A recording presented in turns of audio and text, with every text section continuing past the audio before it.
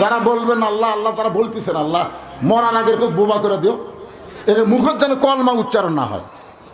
এর বলতে কি কোন জায়গায় বাঁচতেছে, ত্রুটি শয়তান ঢুকছে, জবান করে বলতে হবে। জাতির পিতার নাম কি? আরো জোরে। শেখ মুজিবর না, যেই বলবো শেখ মুজিবর শেখে বলবেন ঘোড়ার ডিম, বলতে পারবেন না ভাইজান? জাতির পিতা শেখ মুজিবর। আনফুসাকুম ওয়া আহলিকুম নার, জাহান্নামের আগুন থেকে মাওলানা তুমি একলা বাঁচলে হবে না, বাংলাদেশের সবাইকে নিয়ে জাহান্নাম থেকে বাঁচা লাগবে। জোরে কোন কথা ঠিক কিনা? এখানে আহাল মানে পরিবার, আহাল মানে বাংলাদেশ। গোটা বাংলাদেশ সামনে কিভাবে জাহান্নাম থেকে বাঁচবে সেই কথা আল্লাহর কোরআনে আছে না নাই? দরকার আছে না নাই? আল্লাহ কোরআনকে লক্ষ্য করে বললেন, অনুনাজ্জিলু মিনাল কুরআনি মা হুয়া শিফাউ ওয়া রাহমাতুল লিল মুমিনিন।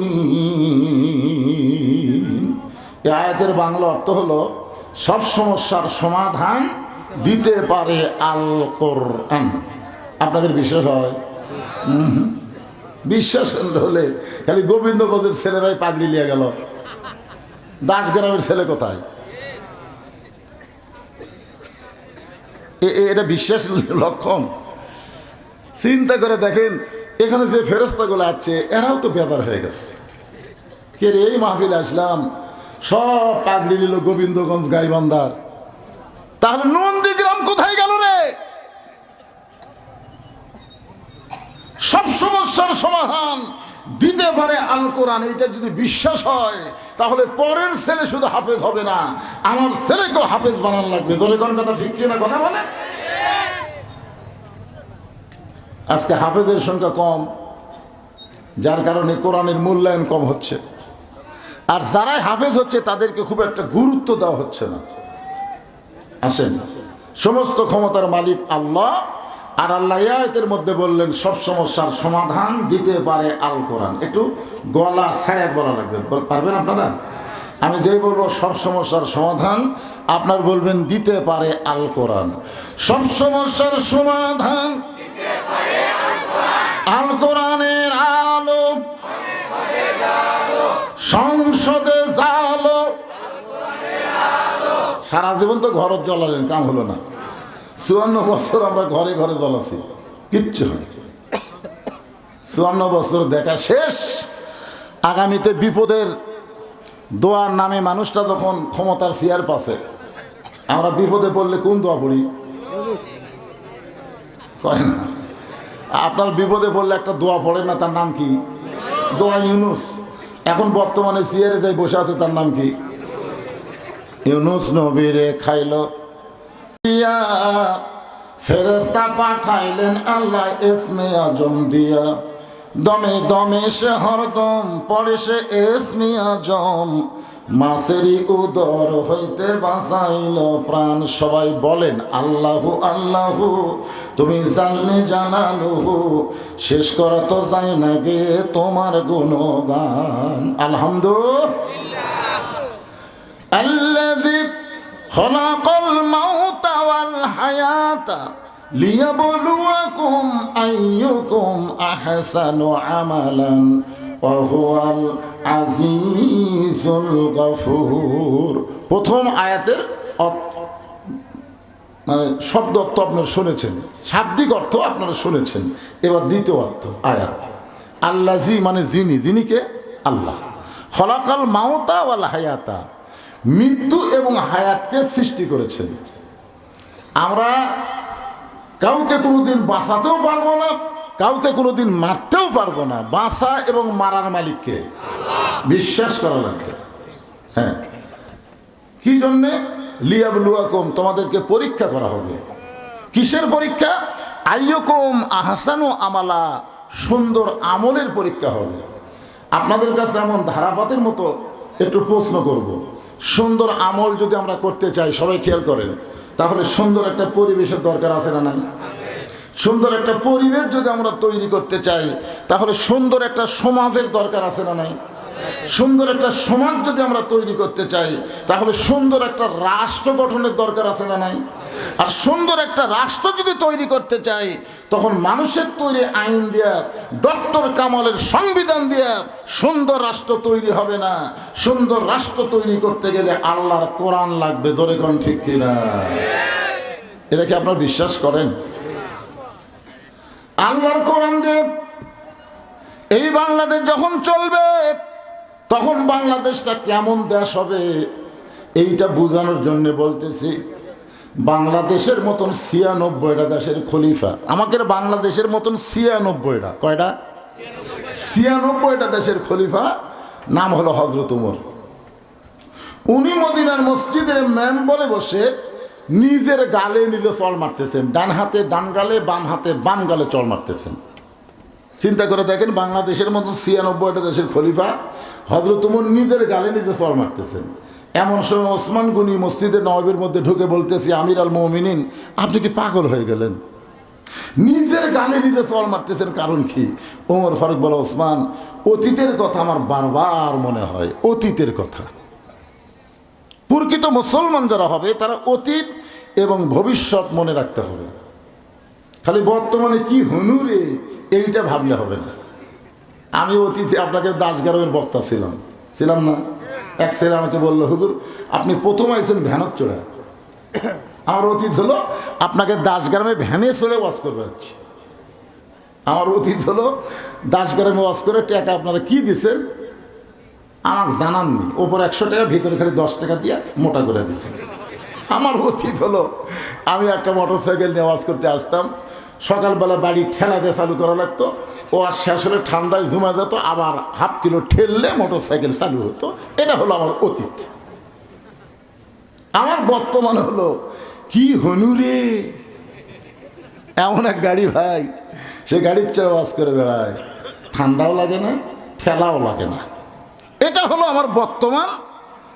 আর আমার ভবিষ্যৎ হলো মসজিদের খাটনি আমার বাড়ির আঙ্গিনায় আসবে, সব কাপড় খুলে সাদা কাফনের কাপড়ে চকলেটের মতন মোড়ায়া অন্ধকার কবরে আমাকে নামায়া দিবে। ধরে কোন ঠিক কি না?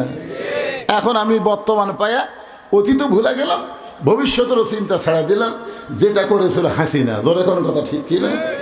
ওর ১৪ গোষ্ঠী বাংলাদেশে হত্যা করছে, ওর বাপের জানাজাও পর্যন্ত হয়নি। আর সেই বাপের জন্যই ৪০০ কোটি টাকা খরচ করে মুড়ে মুড়ে মূর্তি বানালো। জোরে কোন কথা ঠিক কিনা? এই ভবিষ্যৎ চিন্তা করেনি যে আমি যখন ক্ষমতার থেকে পলায়ে যাব তখন এই মূর্তির অবস্থা কি হবে। ৫ই আগস্টের পরে ৬ই আগস্ট সবগুলা টাইমিয়া ভাঙ্গে যদি ভবিষ্যতের চিন্তা করতো যে এই ক্ষমতা আমার ভবিষ্যতে থাকবে না, ভবিষ্যৎ আমার করুণ অবস্থা হবে, তাহলে সেই লোকটা কোনোদিন জালেম হতে পারতো না। ধরে কোন কথা ঠিক না? কারণ আমার ভবিষ্যৎ মৃত্যু। কাফনের মধ্যে আমি চকলেট হব, এই কারণে আমি আমার টাকা পয়সা ওয়াজ করে যা পাই সেই টাকা দিয়ে আমি মসজিদ মাদ্রাসা এতিমখানা তৈরি করছি, যে আমি মরে গেলেও মসজিদ মাদ্রাসা এতিমখানার কারণে আল্লাহ যেন আমাকে মাফ করে দেয়। ভবিষ্যতের চিন্তা আছে না নাই? প্রথম কিনেছিলাম ১২ শতক মাদ্রাসা মসজিদের জন্য, কিনতে কিনতে এখন হয়েছে ২৩৫ শতক। সমস্ত জায়গা হলো মসজিদ মাদ্রাসার নামে অক্ষ করা। এখন আপনারা বলেন আমার ভবিষ্যৎ খারাপ, কথা কন না কেন বলে? কারণ মরে গেলেও অন্তত জান্নাত না পেলেও জান্নাতের বারান্দাত আল্লাহ জায়গা দিবি, যে তোকে আল্লাহ ৩টা মেয়ে দিছে। আমি ৩টা মেয়ের কারণে, রাসূল বলেছে ৩ মেয়ের বাপ নবীর সঙ্গে জান্নাতে থাকবে। এই দিক দিয়েও তো মোটামুটি আমি ভবিষ্যৎ আগে আছি, ঠিক কিনা বলেন? কিন্তু অতীত। ওসমান গনি বললেন, ইয়া আমির আল মুমিনিন, আপনার অতীতের খবর একটু বলেন। ওমর ফারুক বলে, ওসমান, অতীতে আমি খালার বাড়িতে রাখালি করতাম, আমি ছাগল নিয়ে মাঠে ময়দানে যাইতাম। সন্ধ্যার সময় ছাগলগুলো যখন ফেরত আনতাম, খালা আমাকে বলতো, ওমর কয়টা ছাগল নিয়ে গেলে, কয়টা ফেরত আনলি? আমি ছাগলের পালগুলোর দিকে ২-৪টা ছাগল কম, আমি আবার দৌড় দিতাম। ছাগলগুলো কুড়ে কুড়ে যখন খালারে জমা দিতাম, খালা আমার মাথার চুল টেনে বলতো, ওমর, আজকে যেই ভুল তুমি করেছ, আগামীকাল যদি একই ভুল করো তোমার রাখালির চাকরি ক্যান্সেল হয়ে যাবে। আমি খালার পা ধরে বলতাম, খালা আমার রাখালির চাকরি ক্যান্সেল হয়ে গেলে আমি কোথায় থাকবো, খাবো কি? যে উমর একদিন রাখালির চাকরি রক্ষা করার জন্য খালার পা ধরে কেঁদেছে, আজকে সেই উমরকে আল্লাহ অর্ধ পৃথিবীর খলিফা বানাইছে। এটা উমরের যোগ্যতাই নয়, এটা কেবলমাত্র আল্লাহর কোরআনের ওসিলা। সবাই সুবহানাল্লাহ বললেন না? আপনারা এই কোরআনের খবর জানেন না? আপনার বলেন তো এই কোরআনের পাওয়ার আছে না নাই? যেরকম আছে না নাই? কোরআনকে যদি সংসদে পাঠাবার পারেন তাহলে কোরআনের পাওয়ার আপনারা বুঝতে পারবেন। বাংলাদেশে যারা কোরআনের দল করে, শুধু কোরআনের একটু তাফসির করে, মিজানুর রহমান আজারি আজকে 250 মিলিটারি, কত কথা কয় না কেন, 250 মিলিটারি আর্মি, 250, পুলিশ হলো 450, পুলিশ কত, আর বিজিবি হলো 180।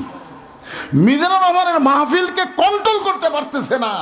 লক্ষ লক্ষ মানুষ কোরআন পাগল হয়ে পেকুয়ার ময়দানে হাজির হয়ে গেছে। সুবহানাল্লাহ বলে। কি মনে করছেন কোরআনের পাওয়ার নাই?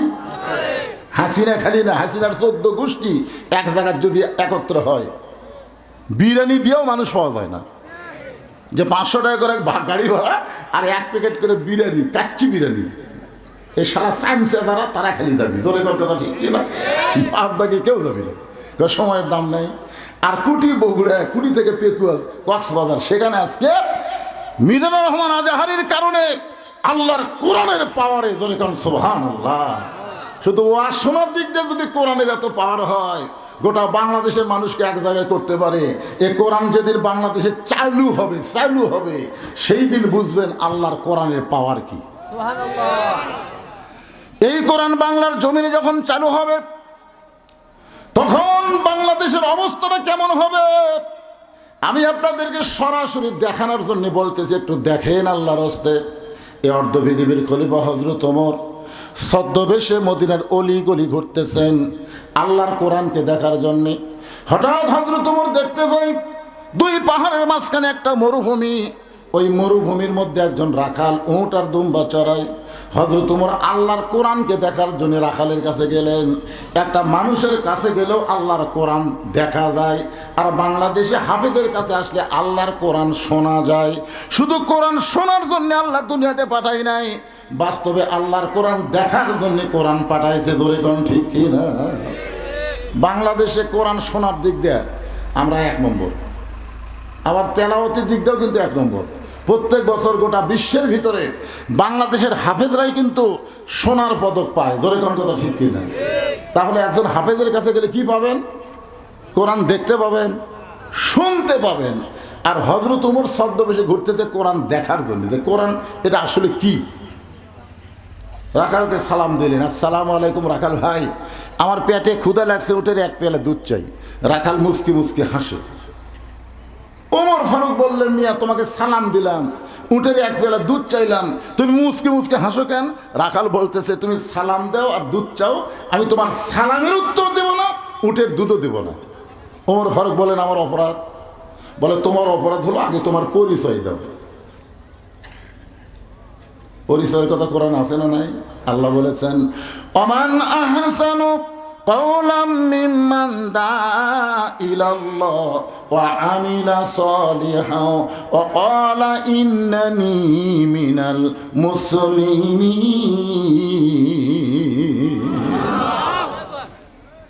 ওমর ফারুক চিন্তায় পড়ে গেল। অর্ধ পৃথিবীর খলিফা হয়ে ছদ্মবেশ ধারণ করেছি আল্লাহর কোরআনকে দেখার জন্যে, এখন যদি আমি পরিচয় দিই তাহলে গুমর তো ফাঁস হয়ে যায়। ওমর চিন্তায় পড়েছে। এমন সময় আল্লাহর কোরআন বলে, ওমর রাখাল যখন তোমার পরিচয় চাইছে তুমি আসল পরিচয় দাও। আসল পরিচয় প্রধানমন্ত্রী না, আসল পরিচয় ডিসি এসপি না, আসল পরিচয় হুজুর পীর সাহেব না, আসল পরিচয় হলো মিল্লাতা আবিকুম ইব্রাহিম হুয়া সাম্মাকুমুল মুসলিমিন। আসল পরিচয় হলো আমার জাতির পিতা কি? জোরে কম। জাতির পিতা ইব্রাহিম, শেখ মুজিবর ঘোড়ার ডিম। ওটা একটা জাতির পিতা গেলে যত ছবি দেখবেন একটা কলকিলিয়া টানতেছে। জোরে কোন কথা শিক্ষিত শালা ওই সমস্ত বদমাইশ শয়তানদের জাতির পিতা হওয়ার পরে কিন্তু মুসলমানের জাতির পিতা আল্লাহ কোরআনে ডাইরেক্ট বলে দিয়েছে, এখানে কোনো অ্যাঙ্গেল ম্যাঙ্গেল নাই, ডাইরেক্ট মিল্লাতা আবিকুম ইব্রাহিম হুয়া সাম্মাকুমুল মুসলিমিন। তোমরা যদি মুসলমান হও তাহলে তোমাদের জাতির পিতা হযরত ইব্রাহিম, এই ব্যাপারে কোনো সন্দেহ নাই। এখন আপনাদের কাছে আমি জোরে সোরে শুনবার চাই, কারণ এগুলো ওয়াজ কিন্তু খালি এই জায়গাতে হচ্ছে না, এতে মালগুলো খাড়াই আছে, লাইভের মাধ্যমে গোটা পৃথিবী চলতেছে। আমি বলতেছি কিন্তু আপনাকে দাসগ্রাম নাই, এই মুহূর্তে হয়তো লন্ডনে যারা বাংলাদেশে আছে তারা আপনাকে ওয়াজ শুনতেছে, সৌদি আরবে যারা আছে তারা শুনতেছে, মালয়েশিয়া, সব জায়গায় এই মুহূর্তে লাইভ চলতেছে। হাজার হাজার মানুষ লাইভের মাধ্যমে আপনাদের এই দাসগ্রামের তাফসীর শুনতেছে। সুবহানাল্লাহ না কেন? তাহলে একটু জোরে বলে ওরাও জানুক। আমাদের জাতির পিতার নাম কি? যারা বলবেন আল্লাহ আল্লাহ, তারা বলতেছেন আল্লাহ, মরার আগে খুব বোবা করে দিও, এর মুখের যেন কলমা উচ্চারণ না হয়।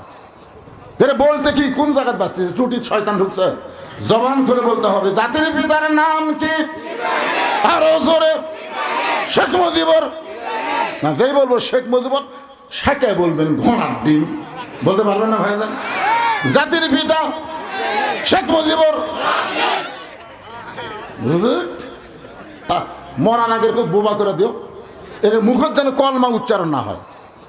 এর বলতে কি কোন জায়গায় বাঁচতেছে, ত্রুটি শয়তান ঢুকছে, জবান করে বলতে হবে। জাতির পিতার নাম কি?